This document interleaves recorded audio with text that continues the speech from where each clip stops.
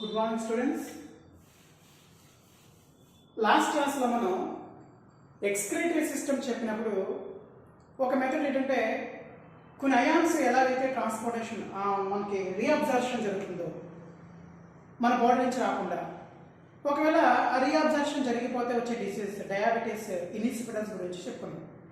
మనం ఇంకొక మెథడ్ ఏంటంటే ఒక సిస్టమ్ ఉంది, ఇది కూడా ఎంజైమ్స్ ద్వారా జరిగే మెథడ్. దీన్ని ఏమంటామంటే రాస్ సిస్టమ్ అంటాం. అంటే ఈ రాస్ సిస్టమ్ కూడా ఇదే విధంగా పనిచేస్తుంటే ఇది కూడా మనకు కావాల్సిన ఎలిమెంట్స్ని రీఅబ్జార్ప్షన్ మన బాడీలో నుంచి బయటకు వెళ్ళకుండా చేసే సెకండ్ మెథడ్. ఆ సిస్టమ్ మనం ఏమంటామంటే రాస్ అంటాం. మరి ముందుగా జరిగిందని ఏమంటామంటే రెగ్యులేషన్స్ ఆఫ్ కిడ్నీ అంటాము. ఇప్పుడు జరిగిందని ఏమంటామంటే రాస్ సిస్టమ్ అంటాం. రెగ్యులేషన్స్ ఆఫ్ కిడ్నీని మనం ఏం చెప్పాం, ఎప్పుడైతే ఒక హ్యూమన్ బాడీ డీహైడ్రేషన్ కండిషన్కి వచ్చినప్పుడు ఆస్మో రిసెప్టర్ ద్వారా ఎక్కడికి వెళ్ళిపోతుంది, డైరెక్ట్గా పిట్యూటరీ గ్లాండ్ నుంచి స్టిమ్యులేషన్ చేసి అక్కడ పోస్టీరియర్ పిట్యూటరీ గ్లాండ్ నుంచి వచ్చే ఏడిహెచ్ హార్మోన్ తీసుకొచ్చి డీసీటీ దగ్గర ఉంటే డీసీటీ ఏడిహెచ్ రెండు కలిసి ఆ ట్రావెలింగ్ అంటే డీసీటీ ట్యూబ్ నుంచి వెళ్తున్న కొన్ని అయాన్స్ని రీఅబ్జార్ప్షన్ చేసే కెపాసిటీలో పాల్గొంటుంది. దానివల్ల మనం డయాబెటీస్ ఇన్సిపిడన్స్ నుంచి రాకుండా కాపాడుకోవచ్చు. అది హార్మోనల్ ఇన్ఫ్లుయెన్స్ వల్ల జరిగే ఒక ప్రాసెస్. సెకండ్ ప్రాసెస్ ఏంటంటే ఎంజైమ్స్ ద్వారా జరిగే ఇంకొక రకమైన మెథడ్. దీన్ని ఏమంటామంటే మనం రాస్ అంటాం. అసలు ఈ రాస్లో జరిగే ప్రాసెస్ ఏంటంటే ఇక్కడ చూడండి, మీ క్లాస్లో నెఫ్రాన్స్ స్ట్రక్చర్ వేసినప్పుడు this is called nephron. This is called nephron. ఈ నెఫ్రాన్స్ నుంచి మనం ఏం చెప్పామంటే afferent arterioles. This is called afferent arterioles. ఎప్పుడైతే ఎఫీరియన్ ఏట్రియోల్స్ నుంచి వెళ్ళిన బ్లడ్ ఏదైతే ఉందో ఆ బ్లడ్ కాస్త డీహైడ్రేషన్ కండిషన్ లోనైనప్పుడు, అంటే ఆ హ్యూమన్ బాడీ డీకండిషన్ లోనైనప్పుడు బీపీ లెవెల్ ఆటోమేటిక్గా డిక్రీజ్ అయిపోతూ ఉంటుంది.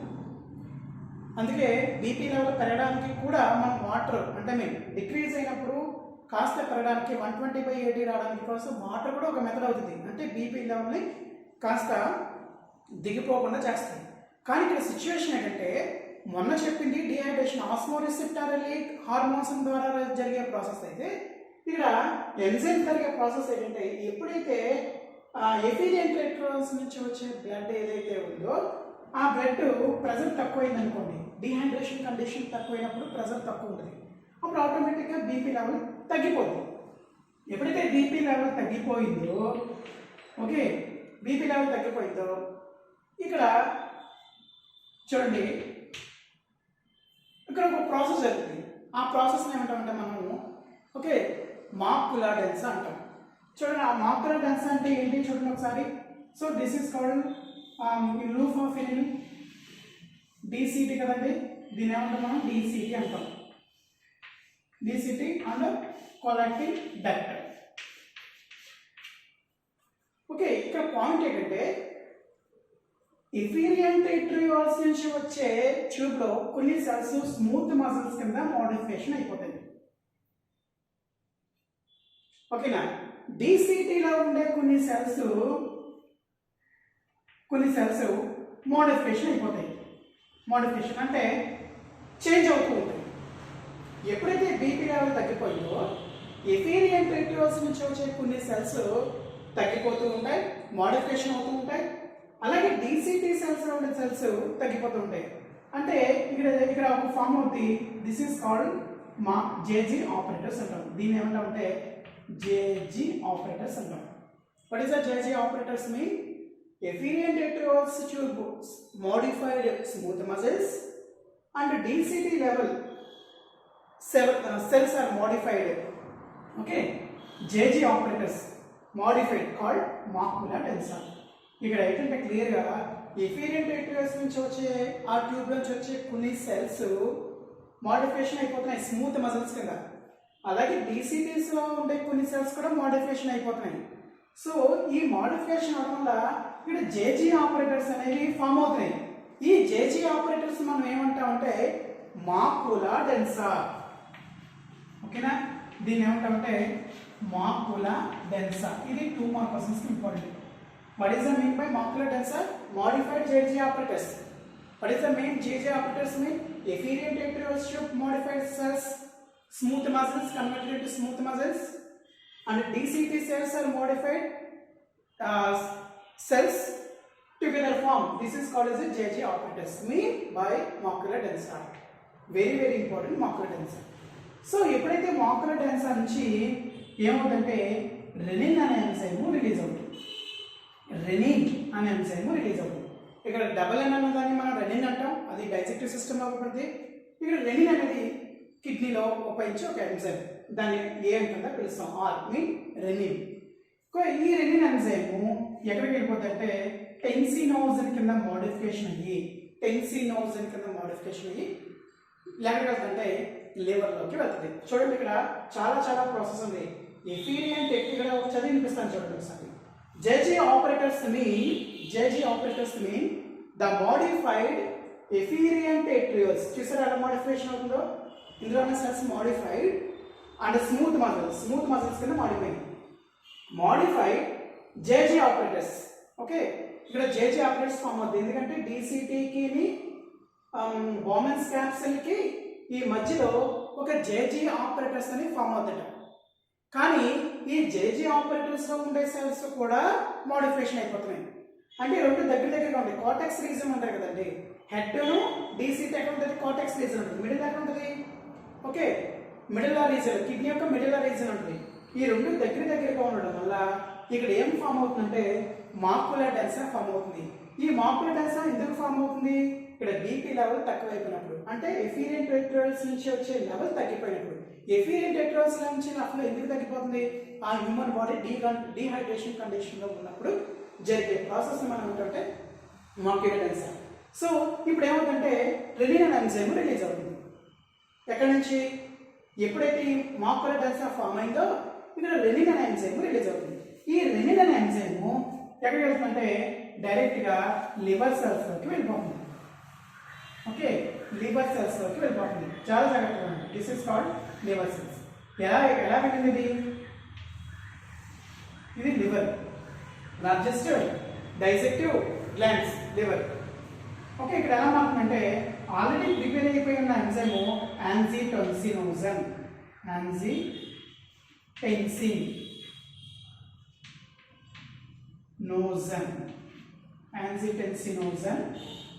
1. ఈ రెనిన్ ఎంజైమ్ వచ్చింది కదండి, అది ఎలా మారుతుంది? Okay, this is called rennin enzyme. ఇది రెనిన్ ఎంజైమ్ అండి.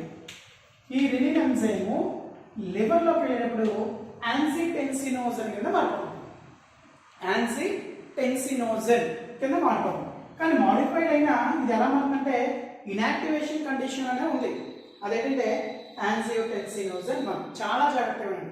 ఫస్ట్ నేను ఏమన్నానంటే ఎఫీరియంట్ ఏట్రియోల్స్ నుంచి వచ్చే బ్లడ్ ఏదైతే ఉందో, ట్యూబ్ ఏదైతే ఉందో, modified some cells, smooth muscles, అలాగే డీసీటీ దగ్గర ఉండే సెల్స్ కూడా మోడిఫికేషన్ అవడం వల్ల ఓకే ఈ రెండింటి మధ్య ఉండే జేజీ ఆపరేటర్స్, అంటే హెడ్ను డీసీటీ దగ్గర ఉండే జేజీ ఆపరేటర్స్ మోడిఫికేషన్ అవ్వడం వల్ల ఇక్కడ ఏం ఫామ్ అవుతుంది?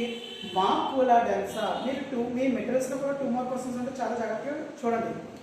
Macular tensor together form macular tensor. What is the mean by macular tensor? Okay, modified smooth muscles. Ever markaru? Efferent arterioles and DCT cells modification, JJ operator cells modification together form is called as macular tensor. ఎప్పుడైతే macular tensor form అయిందో ఒక rennin అనే enzyme release అవుతుంది. ఈ rennin enzyme ఇనాక్టివేషన్ కండిషన్లో ఉంటుంది. So ఎక్కడికి వెళ్తుంది? ఇనాక్టివేషన్ కండిషన్లో ఆవిడ యాక్టివేటెడ్ అవడానికి లివర్ దగ్గరికి వచ్చింది. సో అప్పుడు యాంజిటెన్సినోజన్ 1 కింద మారుతుంది. ఇప్పుడు యాంజిటెన్సినోజన్ మళ్ళీ లివర్ నుంచి ఎక్కడికి వెళ్తుందంటే లంగ్స్లోకి వెళ్తుంది. ఇప్పుడు ఎలా ఉంది? ఇనాక్టివేషన్ కండిషన్లో ఉంది. అంటే ఇప్పుడు లంగ్స్లోకి వెళ్తుంది. Okay, this is called lungs. ఈ లంగ్స్లో యాంజిటెన్సినోజన్ అనే ఎంజైమ్ ఉంటుందండి. This is called angiotensinogen 1. R అంటే రెనిన్ ఎంజైమ్ ఎక్కడికి వెళ్ళిపోయింది? రెనిన్ ఎంజైమ్ యాక్టివేట్ అవ్వడానికి టెన్సినోజన్ అనే ఎంజైమ్ కింద మారడానికి వెళ్ళిపోయింది. అది ఎలా మారిందంటే యాంజిటెన్సిన్ 1. ఇప్పుడు యాంజిటెన్సినోజన్ ఓకే ఇనాక్టివేషన్ కండిషన్ ఉన్న యాంజిటెన్సినోజన్ కన్వర్టెడ్ ఇంటూ 2 కింద మారిపోయింది. లంగ్స్లోకి వెళ్ళేటప్పటికి ఎంజైమ్స్ ఏం చేస్తుంది, ఇనాక్టివేషన్ కండిషన్ ఉన్న యాంజియోటెన్సిన్ 1ని యాక్టివేషన్స్లో ఉన్న దాన్ని యాక్టివేట్ చేయడానికి యాంజియోటెన్సినోజన్ 2 కింద కన్వర్ట్ అయిపోయింది. ఓకేనా?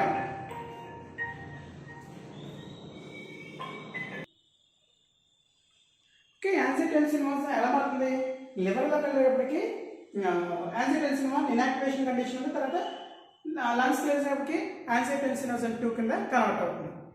సో ఇలా కన్వర్ట్ అయిన తర్వాత యాంజియోటెన్సినోజన్ 1 కన్వర్ట్ అయితే యాంజియోటెన్సినోజన్ 2. ఓకే, ఇలా కన్వర్ట్ అయిన తర్వాత ఎక్కడికి వెళ్తుందంటే చూడండి, డైరెక్ట్గా ఎక్కడికి వెళ్తుందంటే ది కిడ్నీలో ఉండే కార్టెక్స్ రీజన్లోకి యాంజియోటెన్సినోజన్ 2 వెళ్ళిపోతుంది. యాంజియోటెన్సినోజన్ 2 కార్టెక్స్లోకి వెళ్ళడానికి రీజన్ ఏంటి, మళ్ళా చెప్తున్నాను. లివర్ వచ్చేటప్పటికి యాంజియోటెన్సినోజన్ 1 అనే ఎంజైమ్ రెనిన్ గురించి అయిపోయింది కదా. రెనిన్ ఎలా వెళ్ళిపోయింది, రెనిన్ ఇనాక్టివేషన్ కండిషన్ నుంచి వెళ్ళిపోయింది. ఎలా వచ్చింది లివర్కి, యాంజియోటెన్సినోజన్ 1కి వచ్చింది. యాంజియోటెన్సినోజన్ 1 ఎలా మారింది, లంగ్స్ వెళ్ళేటప్పటికి యాంజియోటెన్సినోజన్ 2 కింద మారింది.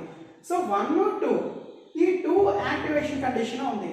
ఈ లంగ్స్ యాక్టివేషన్లో ఉండే యాంజియోటెన్సినోజన్ 2ని ఓకే కిడ్నీలో ఉండే కార్టెక్స్ రీజన్కి తీసుకొచ్చింది. కార్టెక్స్ రీజన్లో తీసుకోవడానికి కారణం ఏంటి, కార్టెక్స్ రీజన్ ఎవరైనా డీసీటీ ఉందని చెప్పారు కదండి. హెడ్ కార్టెక్స్ రీజన్ ఉంది, దాని పక్కన డీసీటీ కార్టెక్స్ రీజన్ ఉంది, లూప్ ఆఫ్ వెనులు మిడిల్ రీజన్. ఈ డీసీటీలోకి వెళ్ళిన తర్వాత ఇక్కడ ఒక హార్మోన్స్ రిలీజ్ అవుతుంది, aldosterone. This is called aldosterone. దీన్ని మనం ఏడిహెచ్. ఓకే, ఇక్కడ ఈ ఏడిహెచ్ హార్మోన్ వచ్చింది. ఈ ఏడిహెచ్ అనే హార్మోన్ ఏం చేస్తుంది,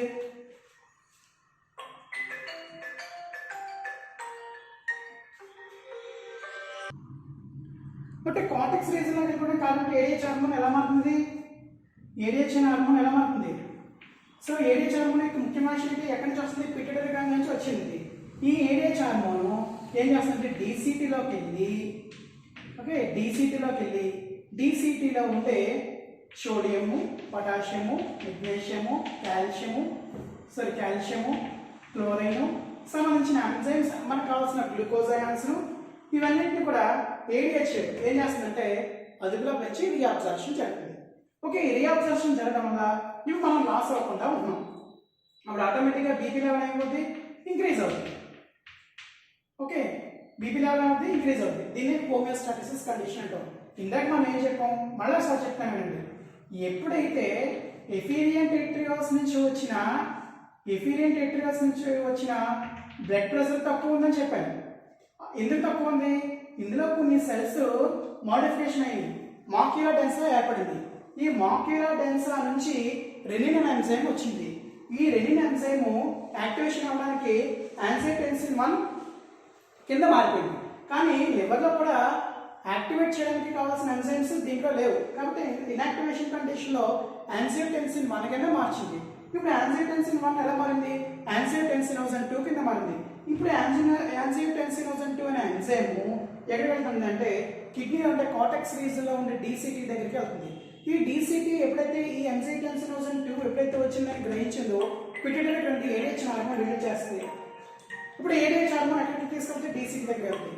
డీసీటీ నుంచి sodium, potassium, magnesium, calcium ions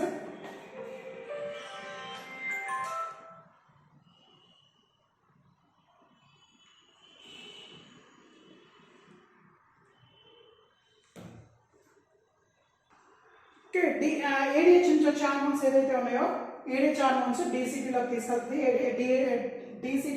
DCT యొక్క ట్యూబ్ ఏం చేస్తుంటే ఈ ఏడిహెచ్ ఎప్పుడైతే వచ్చిందని గ్రహించిందో sodium, potassium, calcium, magnesium reabsorption జరుగుతుంది. ఆటోమేటిక్గా బీపీ లెవెల్ ఇంక్రీజ్ అవుతుంది. ఎప్పుడైతే బీపీ లెవెల్ ఇంక్రీజ్ అయిందో మనం బాడీని హోమియోస్టాటిసిస్ కండిషన్స్లో ఉంచడానికి తోడ్పడుతుంది. So this is called RAS. RAS అంటే రెనిన్ ఫస్ట్ రిలీజ్ అయింది, యాంజియోటెన్సినోజన్ 1 కన్వర్ట్ ఇంటూ యాంజియోటెన్సినోజన్ 2. ఏనే మనం ఏమంటామంటే ఏడిహెచ్ హార్మోన్ అంటాం. ఈ మొత్తం ప్రాసెస్ మనం సిస్టమ్ అంటాం. దీని ఏమంటాం అంటే రాస్ సిస్టమ్. ఇది కూడా ఎంజైమ్ సహాయంతో ఏం చేస్తుంది, మన బాడీకి కావాల్సిన ఎలిమెంట్స్ని బయటికి పంపకుండా ప్రముఖ పాత్ర వేస్తుంది. ఆటోమేటిక్గా బీపీ లెవెల్ ఇంక్రీజ్ అవుతుంది. ఫస్ట్ డిక్రీజ్ అయింది, తర్వాత ఇంక్రీజ్ అయింది. డిక్రీజ్ అవ్వడానికి కారకులు ఎవరు? అక్కడ రెనిన్ ఎంజైము, యాంజియోటెన్సినోజన్, ఇక్కడ ఏడిహెచ్. ఈ ప్రాసెస్ అంతా కూడా సిస్టమ్. 2 మెథడ్స్ చెప్పానండి. ఒకటి రెగ్యులేషన్స్ ఆఫ్ మెథడ్స్, చాలా చాలా ఇంపార్టెంట్. రెగ్యులేషన్స్ మెథడ్స్ అంటే ఎప్పుడైతే ఒక హ్యూమన్ బాడీ డీహైడ్రేషన్ కండిషన్కి వచ్చాడో ఆస్మో రిసెప్టార్స్ ద్వారా పిట్యూటరీ గ్లాండ్కి వెళ్ళి పిట్యూటరీ గ్లాండ్ నుంచి వచ్చే ఏడిహెచ్ అనే హార్మోను రావడం వల్ల డిసిటి, ఏడిహెచ్ రెండు కూడా మనకి కావాల్సిన ఎలిమెంట్స్ని రీఅబ్జార్ప్షన్ చేసి మన బాడీలో కావాల్సిన ఎలిమెంట్స్ని బయటకు పంపకుండా డయాబెటీస్ ఇన్సిపిడెన్స్కి లోను కాకుండా చేస్తాం. అదొక మెథడ్. రాస్ సిస్టమ్ ఏంటంటే ఎంజైమ్ సిస్టమ్. ఎప్పుడైతే ఎఫిరియన్ ఎట్రియాల్స్లో ఉండే కొన్ని సెల్స్ మోడిఫికేషన్ అయ్యి డిసిటీలో ఉండే కొన్ని సెల్స్ మోడిఫికేషన్ అవ్వడం వల్ల ఈ రెండు మోడిఫికేషన్ వల్ల జేజీ ఆపరేటర్స్ మాక్యులర్ డెన్సిటీ కింద కన్వర్ట్ అయ్యి సో ఒక రెనిన్ అనే ఎంజైమ్ రిలీజ్ చేస్తుంది. ఆ రెనిన్ ఎంజైమ్ ఇన్యాక్టివేషన్ కండిషన్ ఉంటుంది. సో వెంటనే లివర్లో ఉండే యాంజియోటెన్సినోజన్, ఈ రెనిన్ లివర్లోకి వెళ్ళినప్పుడు యాంజియోటెన్సినోజన్ 1 కింద మారిపోతుంది. యాంజియోటెన్సినోజన్ 1, యాంజియోటెన్సిన్ 2గా లంగ్స్లోకి తీసుకెళ్తుంది. యాంజియోటెన్సినోజన్ 2 ఎప్పుడైతే యాక్టివేటెడ్ అయిందో ఉన్న యాక్టివేట్ని కిడ్నీలో ఉండే కార్టెక్స్ రీజన్లో ఉండే డిసిటీ దగ్గర ఉంటుంది. సో అక్కడ ఎవరున్నారు? డిసిటీ, ఏడిహెచ్ రెండు కూడా వర్కబుల్గా పనిచేస్తాయి. ఈ రెండు యొక్క మెయిన్ ఫంక్షన్ ఏంటి? మనకు కావాల్సిన ఎలిమెంట్స్ని బయటకు పంపకుండా చేస్తాయి. ఎప్పుడైతే ఈ ఎలిమెంట్స్ బయటకు వెళ్ళకుండా చేసిందో ఆటోమేటిక్గా బీపీ లెవెల్ ఇంక్రీజ్ అయింది. అంటే BP decrease or BP increase మన బాడీని హోమియోస్టాసిస్ కండిషన్స్లో వచ్చడానికి తోడ్పడుతుంది. ఈ సిస్టమ్ మనం అంటే రాస్ సిస్టమ్ అంటాం. ఓకేనా? ఇక్కడతో regulations of kidney, RAS system complete అయింది. Next maturation, very very important. Maturation అంటే మీకు ఆల్రెడీ యూరిన్ ఫార్మేషన్ చెప్పినప్పుడు యూరినరీ బ్లాడర్ ఏమవుతుంది? ఫిలప్ అయి ఉంటుంది. So this is called urinary bladder.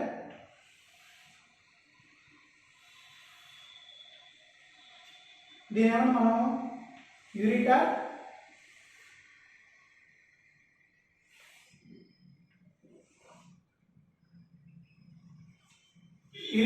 కదండి, యూరిటర్, యూరినరీ బ్లాడర్. సో యూరినరీ బ్లాడర్కి వచ్చేప్పటికి ఏ సెల్స్తో ఫామ్ అవుతుంది? యూరినరీ బ్లాడర్ ట్రాన్స్లేషనల్ ఎపిథీలియం సెల్స్తో ఫామ్ అవుతుంది. ఎలాస్టిక్ నేచర్ కలిగి ఉండే సెల్స్ ఉంటాయి దీంట్లో. 3 to 4 layers తో ఫామ్ అవుతుంది urinary bladder. So after the urinary bladder some ఇక్కడ ఏమవుతుంది? ఇక్కడ సిగ్నల్స్. ఓకే, ఎవరు? Central nervous system. After the urinary bladder filling, this is called immediately the central nervous system is a signals are passing. Okay, ఆస్మో nerve system. అక్కడి నుంచి ఏమవుతుందంటే ఈ nerve system ద్వారా సెంట్రల్ నర్వ్ సిస్టమ్ పనిచేస్తుంది. Central nerve system మనం ఏం చేస్తే immediately go to outside. Okay, నువ్వు బయటకు వెళ్ళు అనే విషయాన్ని గుర్తు చేస్తారు మోటార్ న్యూరాన్. ఇక్కడ మోటార్ న్యూరాన్ ఏం చేస్తుందంటే బయటకు వెళ్ళడానికి ఒక సిగ్నల్స్ పాస్ చేస్తుంది. ఇక్కడ చూడండి, ఈ బయటకు వెళ్ళడానికి ఇందులో 2 స్పింక్టర్స్ ఉంటాయి. దీన్ని ఏమంటామంటే ఇంటర్నల్ స్పింక్టర్స్ అంటాం. మరి ఇక్కడ బయటకు వచ్చేదాన్ని మనం ఏమంటామంటే ఎక్స్టర్నల్ స్పింక్టర్స్ అంటాం. Internal sphincters, external sphincters. Internal sphincters, external sphincters. External sphincters ఏం చేస్తుంది? డైరెక్ట్గా స్కెలిటల్ మజిల్ సిస్టమ్ ఆధీనంలో ఉంటుంది. అంతే కదండి, స్కెలిటల్ మజిల్స్ మన దేంట్లో మన ఆధీనం బట్టే నడుస్తుంది. So this is called skeletal muscles. Skeletal muscles ఆధీనంలో ఉంటుంది. అప్పుడు దీన్ని ఎక్కడ కనెక్ట్ అవుతుంది? So this is called urethra means and female and male reproductive ఆర్గన్స్లోకి కనెక్ట్ అవుతుంది. అంటే ఎప్పుడైతే సెంట్రల్ నర్వస్ సిస్టమ్ పంపిందో అక్కడి నుంచి వచ్చే సిగ్నల్స్ మోటార్ నర్వస్ సిస్టమ్ ద్వారా ఇంటర్నల్ స్పింక్టర్స్ ఓపెన్ చేస్తే ఆ తర్వాత ఎక్స్టర్నల్ స్పింక్టర్స్ ఇది మన ఆధీనంలో ఉంటుంది, కానీ ఇంటర్నల్ స్పింక్టర్స్ మన ఆధీనంలో ఉండదు. సో ఎక్స్టర్నల్ స్కెలిటల్ మజిల్ ఆధీనం వల్ల కొట్టుదా యూరిథ్రా. ఓకేనా? మరి ఇందులోకి వచ్చేప్పటికి మరి యూరిన్ యొక్క శాంపిల్ మనం అబ్జర్వ్ చేసినప్పుడు యూరిన్ శాంపిల్ అంటే యూరిత్రా నుంచి వచ్చిన యూరిన్ మనం ఒక టెస్ట్ ట్యూబ్లో తీసుకున్నాం అనుకోండి. This is called test tube. ఇప్పుడు యూరినరీ బ్లాడర్ కదా, యూరినరీ బ్లాడర్ నుంచి ఇంటర్నల్ స్పెక్టర్స్, ఎక్స్టర్నల్ స్పెక్టర్స్, యూరిత్రా అంటే male or female reproductive organs లోకి రిలీజ్ అయింది. సో మనం ఆ యూరిన్ శాంపిల్ మనం ఒక టెస్ట్ ట్యూబ్లో తీసుకుని ఒక డయాగ్నోస్టిక్ ల్యాబ్లో పంపినప్పుడు దీంట్లో ఏముంటుందంటే yellowish కలర్లో ఉంటుంది, ఎల్లో కలర్లో ఉంటుంది. అందులో ఎల్లో కలర్లో ఉండడానికి కారణం ఏంటి? ఒక హెల్తీ పర్సన్ మామూలుగానే 1 to 1.5 లీటర్స్ బయటికి రిలీజ్ చేస్తాయి. ఓకే, ఎక్కువ మనం ఒక రోజుకి 5 లీటర్స్ వాటర్ తీసుకుంటే ఎక్కువ మోతాదులో మనం ఉండే అంటే ఆ యూరిన్ ఫిల్టరేషన్ జరిగే ప్రాసెస్ జరిగిన తర్వాత అందులో కొన్ని elements ammonia, so urea, okay ammonia విషపూరితమైన పదార్థాలు ఏదైతే కొంచెం బయటకు వచ్చేస్తాయి. ఇందులో ఎల్లోయిష్ కలర్లో ఉండడానికి కారణం ఇందులో లివర్ నుంచి ప్రాసెస్ అవుతుంది కాబట్టి కొంచెం ఆర్నిథిన్ సైకిల్. అలాగా అమోనియా ఇస్ కన్వర్టెడ్ ఇంటూ, లాస్ట్లో చెప్పాను, ammonia is converted into urea. A cycle ద్వారా జరుగుతుంది? ఆర్నిథిన్ సైకిల్ ద్వారా జరుగుతుంది. ఆర్నిథిన్ సైకిల్ జరగాలంటే ఎవరి ప్రాసెస్ కావాలి? లివర్ ప్రాసెస్ కావాలి. లివర్లో ఉండే కొన్ని cells, so ammonia is converted to urea, process of liver. ఇంకొక విషయం, ఇందులో కొన్ని ఆర్బీసీ సెల్స్ కూడా చనిపోతాయి. చనిపోయినవన్నీ కూడా మళ్ళీ రీసైకిల్ జరపడానికి ఓకే ఎలా మారుతుంది? బైలిరూబిన్, బైలివరిడిన్ కింద మారుతుంది. Very very important. నేను స్పీడ్ మీద వెళ్తాను, కొంచెం మీరు అర్థం చేసుకోండి. ఇక్కడ మెచ్యురేషన్ గురించి చెప్తున్నాను. అక్కడ యూరిన్ శాంపుల్ తీసుకుని మనం టెస్ట్ ట్యూబ్లో చూసినప్పుడు దాని కలర్ అబ్జర్వేషన్ చేస్తే ఒక హెల్తీ పర్సన్ యొక్క urine sample pale yellow colour ఉంటుంది, ఒక అన్హెల్తీ పర్సన్ యొక్క urine sample okay dark yellow కలర్లో ఉంటుంది. ఆ ఎల్లో కలర్లో ఉండడానికి కారణం అంటే some RBC cells is destroyed, అంటే the liver secretions of bilirubin and bile pigments ఉంటాయి దాంట్లో. Okay, little bit sodium, little bit potassium, okay అన్ని కొద్ది మోతాదులో బయటకు వచ్చేస్తాయి అన్హెల్తీ పర్సన్ అంటే ఆరోగ్యం లేని వ్యక్తి. సో దీన్ని డయాగ్నోస్టిక్ ల్యాబ్కి పంపినప్పుడు ప్రెగ్నెన్సీ టెస్ట్ ద్వారా కూడా, అంటే దీనిలో హెచ్సిజి అంటే ఫీమేల్స్కి వచ్చేప్పటికి ప్లాసెంటా సంబంధించిన కొన్ని హార్మోన్స్ యూరినరీ ట్యూబ్లో కూడా కలిసిపోయి, వెరీ వెరీ ఇంపార్టెంట్, ఫీమేల్స్లో ప్రెగ్నెన్సీ టెస్ట్ చేసుకున్నప్పుడు ఒకటి యూరిన్ శాంపిల్ తీసుకున్నప్పుడు ఆ యూరిన్లో వీటితో పాటుగా ఏం కలుస్తుందంటే HCC, human chronic gonadotrophic hormones, some hormones placenta తయారవుతున్న హార్మోన్స్ కలడం వల్ల ఓకే దాని పాజిటివ్ నెగిటివ్ అనే విషయాన్ని కూడా గుర్తిస్తుంది. సమ్ పీపుల్స్ అది నెగిటివ్ కింద వస్తుంది. Okay, after the marriage positive negative అది విషయం గురించి మీకు తర్వాత విషయం, అంటే యూరిన్లో కూడా ఇటువంటి శాంపిల్స్ హార్మోన్స్ కూడా కలిసే అవకాశం ఉంది. ఇవి డయాగ్నోస్టిక్ ల్యాబ్లో ఉపయోగించే మెథడ్స్. ఇక్కడతో మీకు యూరినరీ సిస్టమ్ గురించి కంప్లీట్ అయింది. మీకు మొట్టమొదటిగా 5 రకాలుగా చెప్పాను. ఫస్ట్ది కిడ్నీ స్ట్రక్చర్ చెప్పాను, నెక్స్ట్ బోమెన్స్ క్యాప్సుల్ యొక్క స్ట్రక్చర్ చెప్పాను, కిడ్నీ లోపల జరిగే Bowman's capsule, different types of animals in excretory product అంటే వివిధ రకాలుగా ఉండే యానిమల్స్లో ఆ రకాలుగా జరిగే యానిమల్ విసర్జిక క్రియ కణాలు ఏంటని చెప్పాను. Next types of nitrogenous, ammonia, urea, uric acid గురించి చెప్పాను. తర్వాత రెగ్యులేషన్స్ ఆఫ్ కిడ్నీ చెప్పాను. తర్వాత ర్యాస్ సిస్టమ్ చెప్పాను. తర్వాత మ్యాచురేషన్ సిస్టమ్ చెప్పాను. చాలా క్లియర్గా చెప్పాను. కొంచెం మీరు అర్థం చేసుకోవడానికి ట్రై చేయండి, ఎందుకంటే కొంచెం నీట్ ఓరియంటెడ్, థియరీ ఓరియంటెడ్గా అయినా పర్వాలేదు. మీరు మెటీరియల్ దగ్గర పెట్టుకుంటే మీకు అర్థమవుతుంది. నెక్స్ట్ వీడియోలో కిడ్నీ డిజార్డర్స్, కిడ్నీ లేకపోవడం వల్ల వచ్చే నష్టాలు ఏంటి,